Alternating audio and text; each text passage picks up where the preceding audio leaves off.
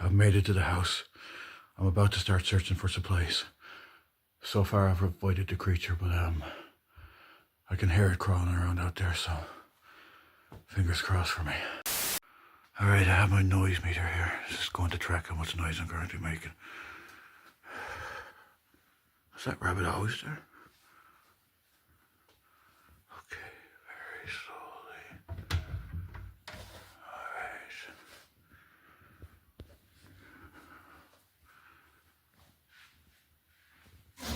Shit. Alright, I think this is the kitchen door.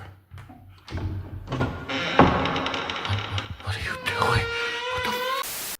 A Quiet Place: The Road Ahead is a survival horror game released on October 17, 2024 and developed by Stormmind Games, who also created the surprisingly enjoyable Remother titles.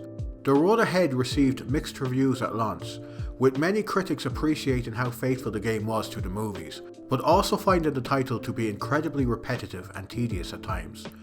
Without revealing my entire thoughts on the game up front, what I find most frustrating about The Road Ahead is that you can occasionally see the outline of a great game here, but it's just too mechanically simple to stay engaging for its entire 8-hour duration. Had the game's length been cut in half, The Road Ahead would have been a far stronger experience, but my guess is that the publishers wanted to justify charging $30 for this mess, and so decided to artificially stretch the length of the game to do so. The nicest thing I can say about A Quiet Place: The Road Ahead is that once I had completed it, all I wanted to do was go watch the films. In fact, I even bought A Quiet Place Day 1 edition on Blu-ray after completing the game. And let me just say, 123movies.com presents A Quiet Place Day 1 is probably my favourite film in the series. It has a really strong emotional hook that kept me glued to my seat from start to finish. I had no intention of reviewing A Quiet Place: The Road Ahead. I found the whole experience so mind-numbingly mediocre that I practically forgot the game even existed a few hours after I first completed it. However, I've recently been thinking about why I found the game so utterly forgettable, and I think I finally figured out why.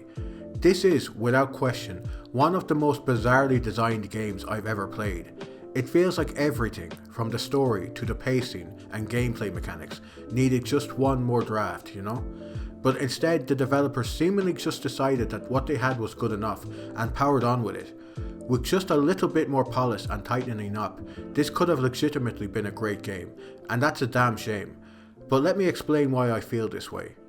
First things first, if you plan on getting any kind of enjoyment out of this game, I highly recommend playing the game on Survivor difficulty. This mode will disable the focus ability, which means you won't be able to see through walls. More importantly, however, this difficulty does not constantly hold your hand and actually allows you to figure stuff out by yourself. I'm not going to get into the whole yellow paint argument in this video, but what I will say is the amount of yellow paint used in this game is beyond fucking ridiculous. Survivor difficulty does not suddenly turn this game into a masterpiece, but it does increase the game's tension and actually allows you to use your brain occasionally, which is always a plus. Once you've selected your difficulty, Survivor, the game begins with a surprisingly peaceful and serene sequence.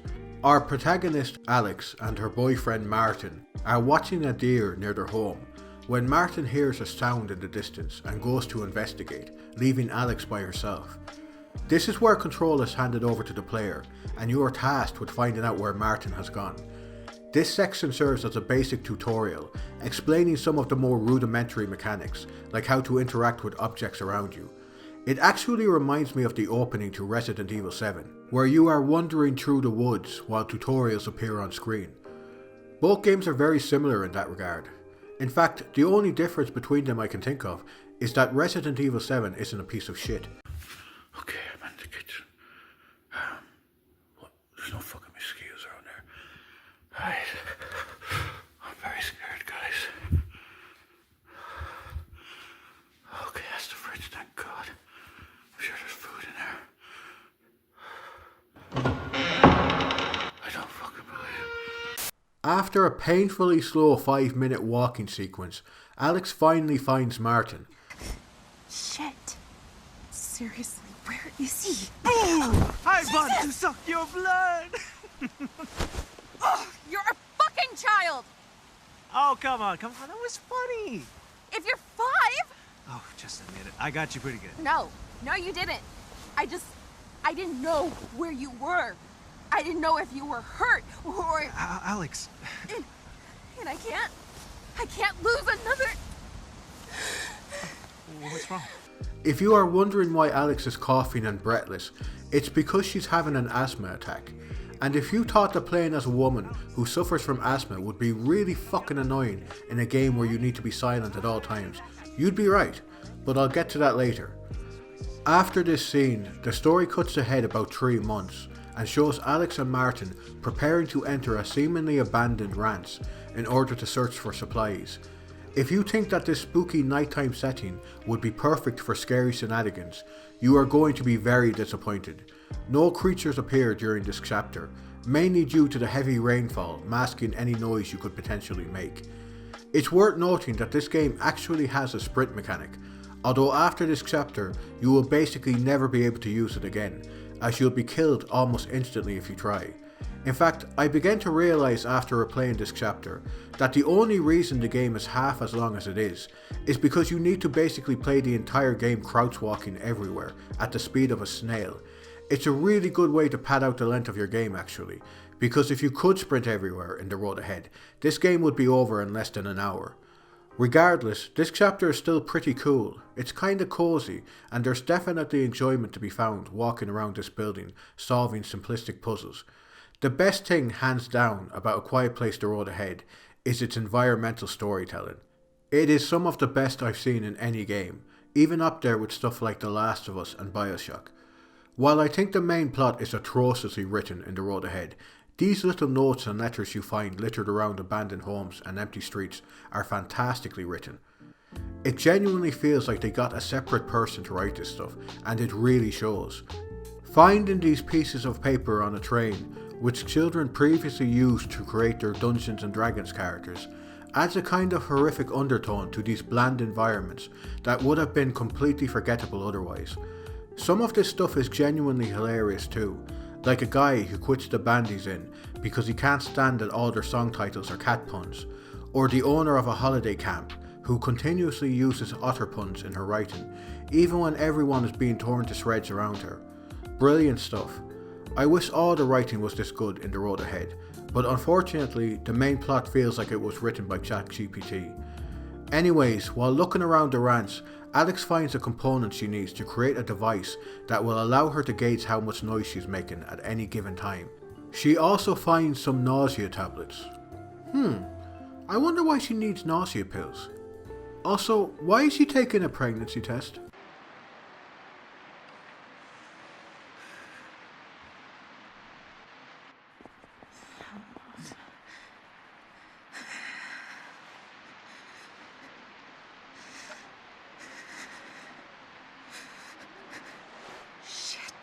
So yeah, in A Quiet Place The Road Ahead, you play as an asthmatic pregnant woman who is also suffering from severe nausea. I couldn't make this shit up if I tried. I'm sure the developers did this to add some extra tension to encounters with the aliens, but it stretches believability so far that it's almost laughable. Like, I'm not trying to be ableist here, but if you have asthma, and you are pregnant, and you also live in a world where making the slightest sound can get you killed, you should not be out searching for supplies for your camp. You are a liability. Actually, that's something that always bothered me about the films. How do the aliens know what sounds to attack or react to? I remember I went to the cinema with one of my friends to see the first film, and about halfway through he turns to me and says, "Should they not be like punching the shit out of the water or something?" I remember laughing at the time, but looking back now, he had a point. As much as I like these films, they do have some massive plot holes in them. Anyways, Alex eventually finds Martin, who has found food and a safe room for them to sleep in for the night. Once safely in the room, Alex tells Martin the news.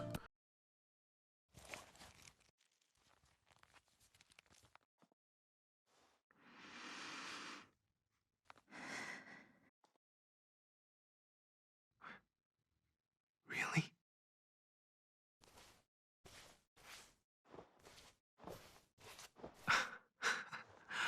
I've never wanted to see someone die painfully so much before.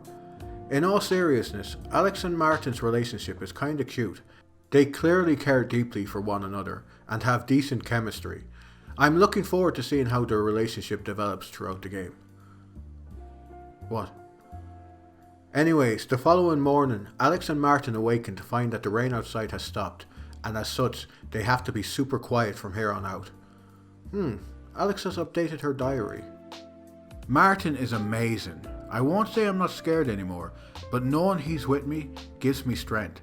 I'm still not optimistic about how Laura will react, but it's her grandchild we're talking about.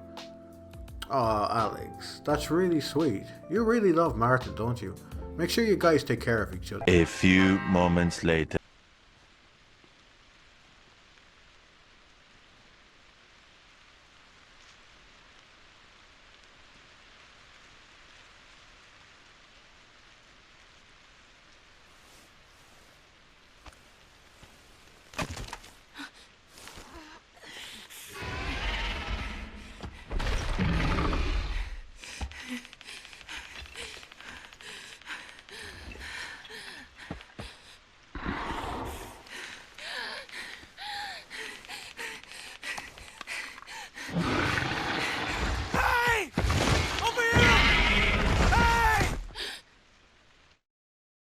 Okay, so this is the single worst fucking thing I've ever seen in my life. How am I supposed to sympathize with Alex when she makes like 3 massive fuck-ups in the space of 5 seconds? First, her leg gets stuck in a tree. I mean, how the hell does that even happen? How did you cross over the tree? Did you put your entire fucking weight onto it? Then she's like, oh no, I'm having an asthma attack. Thank God I have my... Oh no! This is what I mean when I say that the road ahead has terrible writing. They wanted Martin to die here, and they were going to make that happen no matter what, even if they had to create like 3 contrivances in order to do so. Okay, I'm taking what I can carry. Time to get the fuck out of here. Alright. Oh, fuck. Anyways, the story then cuts forward to show Alex sitting at her desk, trying to create a device known as a phonometer? I think that's what they're called. Basically, a phonometer allows you to gauge how much noise you are currently making, which, as I'm sure you can imagine, would be invaluable in a world where you need to remain silent at all times. Alex, as well as a handful of other survivors, are currently stationed at a hospital, which is unfortunately running dangerously low on supplies. Alex's father enters the room, and they have a long meandering conversation about how Alex doesn't want Laura to find out she's pregnant. Laura is Martin's mother, in case you were wondering, and is currently quite pissed at Alex for being partially responsible for her son's death. Alex tells her father about a National Guard outpost she wants to travel to, as she is sure they'll have supplies and shelter. Her father, understandably, does not want his daughter making any trips in her current condition. However, you would be shocked at how little it takes for him to change his mind about that. Anyways, once he leaves, you are free to explore the hospital at your leisure. Looking around Alex's room, you'll find a lot of letters from Martin that actually flesh out his character quite substantially. It's easy to think after reading these letters that the developers may have made a mistake by killing off Martin so soon, but as you'll soon come to realise, killing off characters way too early is a habit the road ahead has no interest in breaking. Again, I must point out how much I love the environmental storytelling in this game. Everything has clearly had a lot of thought poured into it, from how sand has been poured on the floor to muffle people's footsteps, to how every room in the hospital has been soundproofed, allowing people to have quiet conversations. Alex begins to feel nauseous, and so she goes to get some medication from the pill cabinet. However, on the way, she sees a man named Mark accusing people of stealing pills from the hospital. This guy is clearly unhinged and is not to be trifled with. Let's hope Alex doesn't bump into him again.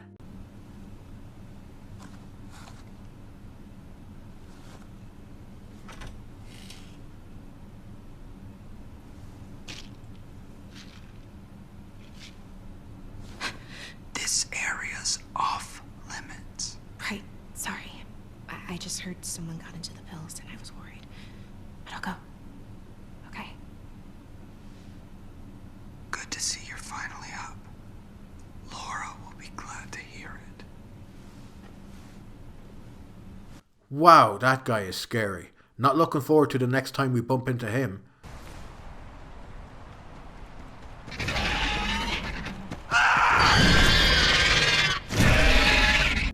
Alex hurries back to her room and finishes working on her phonometer before falling asleep.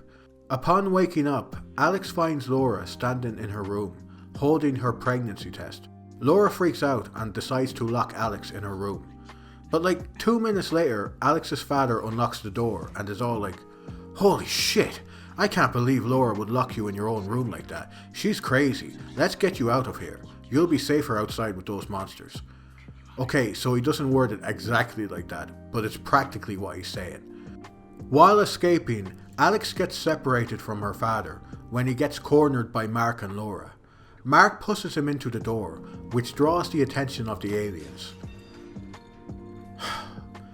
You see what I mean about the storytelling in this game being absolutely awful? It's so messy. Look, I'm no writer, but even I could have come up with a better reason for why Alex needs to escape the hospital than this.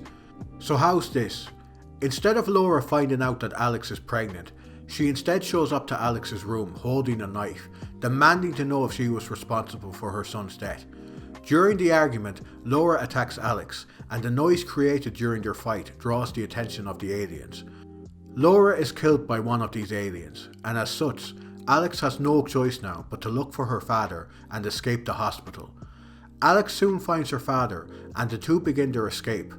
However, Mark finds Laura dead and assumes that Alex must be responsible for her death, and so in revenge, he sneaks up behind Alex's father and kills him. With his last bit of energy, Kenneth tells his daughter to run, and so she escapes the hospital and begins making her way towards the National Guard outpost. However, Mark has already found Alex's map, so he knows exactly where she's going. And so on her way to the camp, Mark will occasionally appear to set traps for Alex, or create loud noises that will draw the aliens' attention towards her location, which can lead to some pretty intense set pieces throughout the game. Look, it's obviously not Shakespeare, but it's more believable than this bollocks. Regardless, this is the story we got, and as such, Alex begins her escape from the hospital, while aliens start decimating anyone in their path. So finally I get to talk about the stealth gameplay in A Quiet Place. Long story short, it's competent, if incredibly simplistic. The game has some cool ideas that I've never really seen done in any other stealth game before. For example, Alex Phonometer. This is probably the most important piece of equipment you'll use in the game. Not only does it keep track of how much noise you are making, it also keeps track of how much environmental noise is going on around you. So for example, if you are creeping through a derelict building at night, there's going to be very little environmental noise around you. On the other hand, if you are walking beside a river or under a waterfall, there's plenty of environmental noise to mask your movements. Basically, you want the green bar to never go higher than the blue bar. If it does, you are currently making more noise than anything else in your immediate surroundings, and you are going to start attracting aliens to your position. Sounds simple enough, doesn't it? Well, the problem is that everything you do in this game makes noise. Walking, that makes noise. Opening doors, that makes noise. Throwing objects to make noise, well, you better believe that makes noise. To be fair, having to be perfectly silent at all times does add a lot of tension for the first 2 or so hours of the game. Problem is, there's not a huge amount to the gameplay besides this. Every level feels like some obstacle course handcrafted by a prick. Like honestly, does this area look natural to you? It feels like someone just went, okay, let's put a tin can here, and ooh, a bit of glass here, that'll cause some real noise. It reminds me of that part in Final Fantasy VII Remake, where Cloud is trying to leave Aerith's house, but there's a huge amount of shit on the floor he needs to avoid. But while that scene was played for laughs in FF7, in A Quiet Place it's played dead fucking straight. However, I can't lie, some of these obstacles can be pretty nerve-wracking to get past the first time you attempt them. For example, opening a vent requires you to quietly remove these screws, and then gently lower the vent. A single slip of the thumb will result in instant death. It's a cool idea the first time you do it. Problem is, you end up doing the exact same thing another dozen fucking times during the game. What I have no problem praising, however, is the alien itself. Its design is fantastic, and even more terrifying than what you see in the films. The first time you're brought face to face with this creature is also expertly done. Instead of some bombastic cutscene, the alien simply rounds a corner in real time, and you are only given seconds to find a safe hiding spot. Brilliant. I wish the game had more moments like this, where you are forced to think on the spot. Likewise, the encounter with the alien in the car park is also fantastic.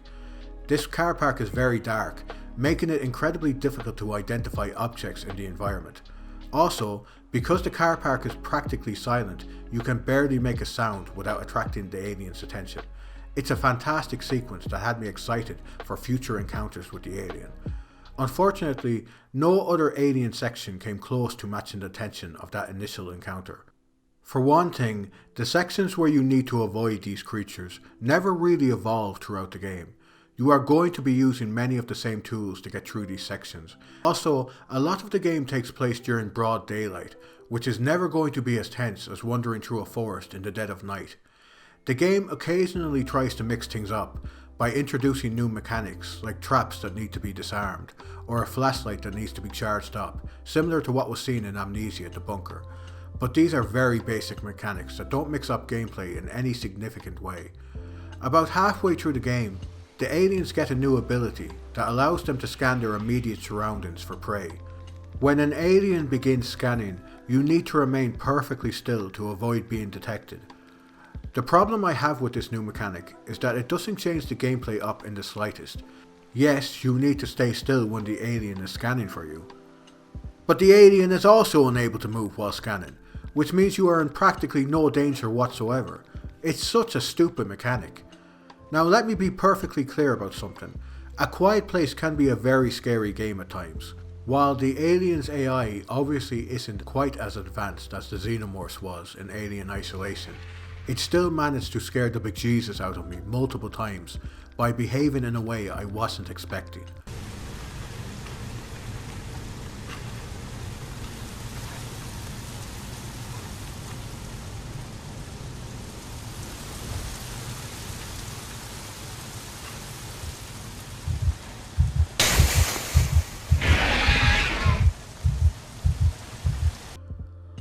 While these moments are very cool when they happen, 90% of the time, the alien will simply crawl around environments very slowly, not posing much of a threat. As I mentioned earlier, Alex suffers from asthma, and as such, you need to be careful not to get too close to any aliens, or she will begin having a panic attack. If such an event occurs, a QuickTime minigame will begin, where you need to hit a button at the correct time. Fail this minigame, and Alex's breathing will get louder and more frantic, which will alert any nearby aliens. It's a decent idea on paper, but failing a stealth section because of a QuickTime event just fucking sucks in my opinion.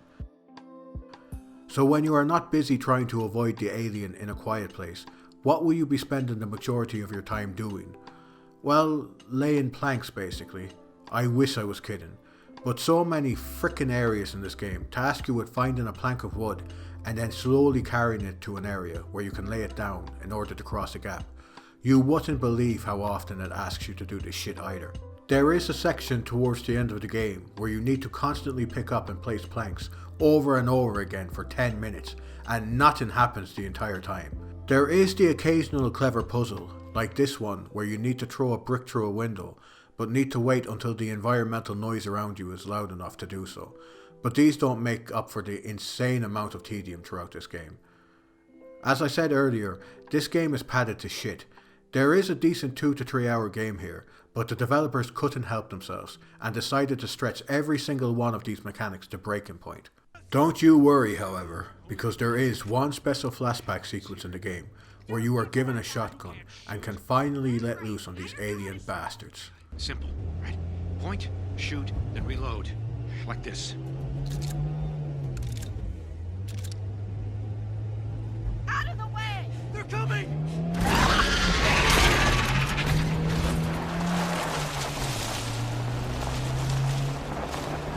Alex, look up! Oh, Christ!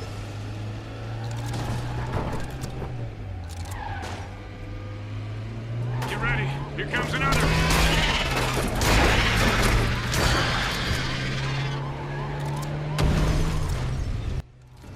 Well, that was fucking dreadful. I can't even with this section. It looks like everything outside the van isn't really there. Almost like it's an FMV sequence playing in the background. I can't be the only one who sees it, right? I don't know, man. I'm really trying to find stuff to talk about with this one, but it's such a painfully simplistic game. I can't even talk about the story because there practically is no story after the halfway point. And the reason for that, without spoiling anything, is because everyone else in the game besides Alex is pretty much dead by that point. I guess that did kind of spoil things a little, but still. If there was just some kind of narrative reason for why I should give a shit about anything going on, it would have at least made getting through the slog of a game somewhat tolerable. The main narrative reason you're given for wanting to escape the city is because Alex is pregnant. But like, I don't like Alex. She's a boring protagonist, and her stubbornness frequently gets the people around her killed. She is almost impossible to empathise with, and without a strong narrative hook, all you are left with is one of the blandest, most repetitive survival horror games ever made. I don't enjoy being super negative about games, and I usually try to avoid reviewing anything I genuinely disliked. But what I find so frustrating about this game is that it so easily could have been great. Had the story been given another draft or two, and had the length of the game been substantially reined in, the road ahead could have easily been a competent, breezy survival horror game. As it is, however, I don't think I've ever experienced a worse case of wasted potential. Aside from myself, of course. Okay, how the fuck am I gonna get past this tree? Exactly does it. Exactly. Oh my god. Oh my god. Oh, my feet are stuck. Oh shit. Shit. Okay. I don't think the monster heard me. I think I'm okay. Oh, thank God, I think I'm okay. Oh, what the fuck was that? What the fuck was... Fungos amo cum sepiset alis lego minimus. Oh, thank Christ, that's the Christmas film done. That's the Christmas video done. Thank you for watching. I'd really appreciate it if you liked the video, if you enjoyed it, dislike it if you didn't, and remember to subscribe. This is usually the part where I would fill you in on stuff I've been doing recently, but not a huge amount to talk about this month, because I'm going to be taking a step away from YouTube in the new year to possibly develop my own game and to focus on work and getting in shape and traveling, because I'm 38 next year and I don't want to waste any more of my life just sitting around doing feck all. So yeah, it's also I suppose in a way a big moment for me, because I've finally decided to start taking anti-anxiety medication.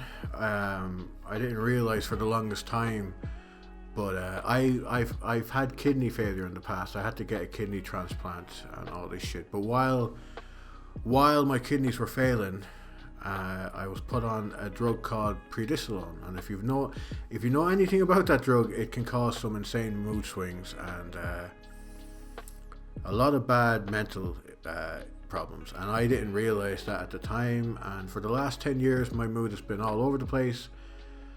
But I never went to get help because I'm not the kind of person who whoever wanted to rely on medication or wanted to rely on other people to get him out of a rut.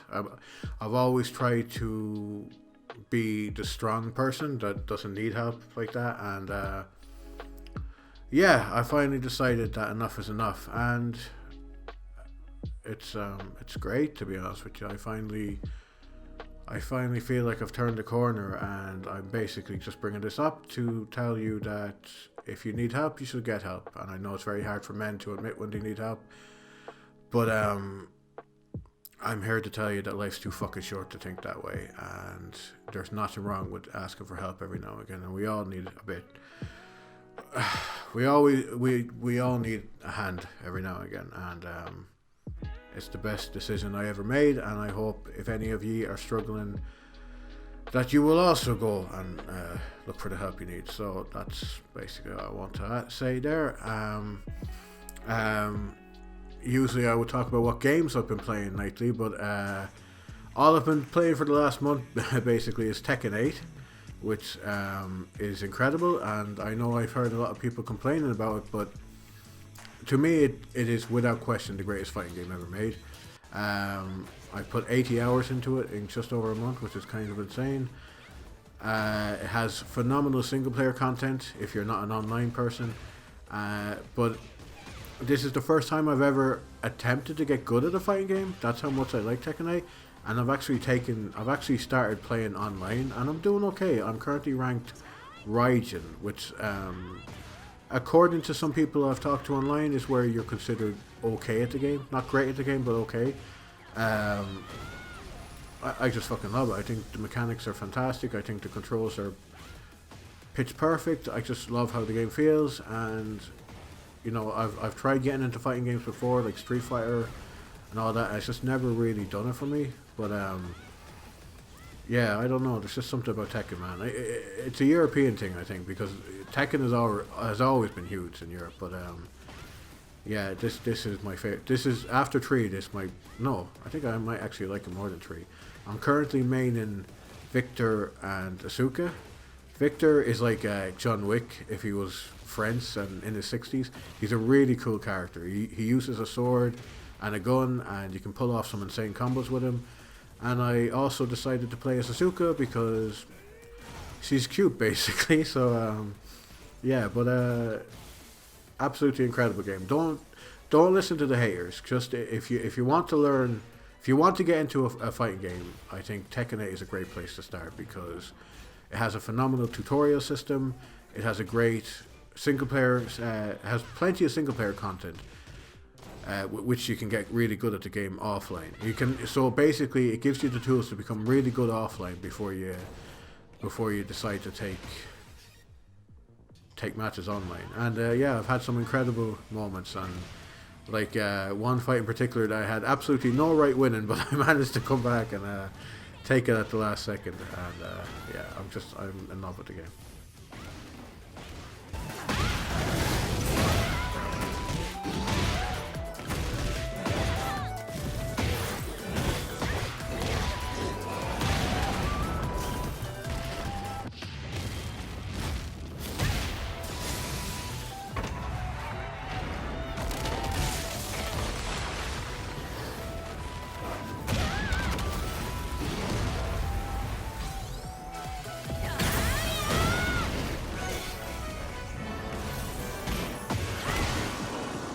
Aside from that, I hope you all have an amazing Christmas and a Happy New Year, and I will talk to you all soon. So, yeah, bye.